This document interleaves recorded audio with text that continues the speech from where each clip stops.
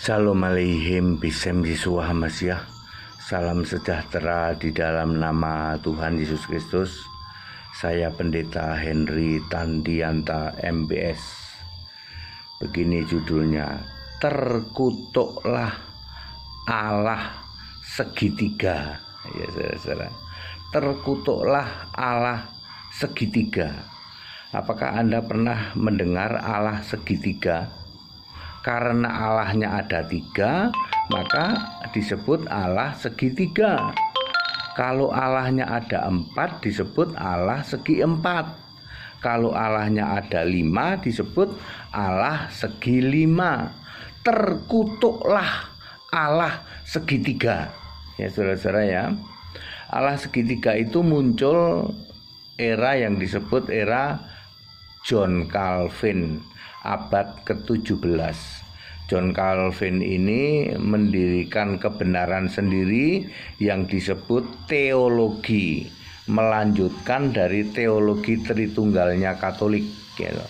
Katolik lebih dulu dengan teologi Tritunggal melalui Tertullianus dan Martin Luther. Lalu John Calvin ini katanya memprotes, lalu disebut ajaran Protestan dengan Allah segitiga. Segitiga ya saudara-saudara, segitiga begini ya. Di ujung atas ini adalah Bapa. Kemudian di ujung kiri sini adalah Anak. Di ujung kanan Roh Kudus. Ke tengah sini Allah. Jadi Allah itu terdiri dari Allah Bapa, Allah Anak, dan Allah Roh Kudus. Terkutuklah Allah segitiga. Ya, itu yang disebut doktrin Tritunggalnya Protestan, ya, John Calvin. Semua pengajar teologi dari Protestan mengajarkan bahwa Allah itu segitiga. Terkutuklah Allah segitiga. Saudara-saudara, mengapa muncul teori Allah segitiga ya? Karena Allahnya ada tiga. Kalau Allahnya ada empat, muncullah segi empat. Saya tantang kepada semua pendeta, ya, pendeta Tritunggal Protestan, aliran Protestan terdiri dari karismatik, Pentakosta, Mormon, dan Advent. Saya tantang, kenapa Allahmu segitiga? Karena Allahmu tiga. Siapa bisa membantah bahwa Allahmu tidak tiga? Kalau Allahmu empat, pasti segi empat. Kalau Allahmu lima, pasti segi lima. Karena Allahmu tiga, maka segitiga. Terkutuklah Allah segitiga. Kenapa ya? Jadi pertama karena Allahnya tiga, maka disebut segitiga. Ya, Bapa, Anak, Roh Kudus. Ya. Kemudian yang kedua, ingin mewujudkan penjelasan bahwa Allah itu pribadi. Pribadi itu bukan roh, ya. Allah itu roh, ya, di dalam Yohanes 4 ayat 24, dan Allah yang roh itu pasti satu roh, ya. 1 Korintus 12 ayat 4 dan 13. Mereka menolak itu.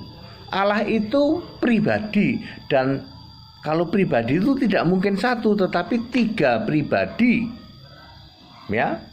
Makanya segitiga, karena tiga pribadi. Pribadi Bapa, pribadi Anak, pribadi Roh Kudus. Ya, jadi alasan pertama adalah karena Allahnya tiga. Yang bisa membuktikan bahwa Tritunggal Allahnya bukan tiga, hubungin HTD. Ya, kalau Allahmu satu, pasti bukan segitiga. Kalau Allahmu empat, pasti segi empat.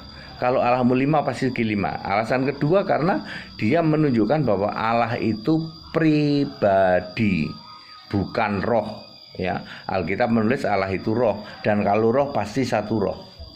Yang ketiga untuk menunjukkan bahwa tiga tapi satu. Ya, walaupun tiga tapi satu, itu terkutuk. Hanya orang terkutuk, orang gila yang mengatakan tiga tapi satu.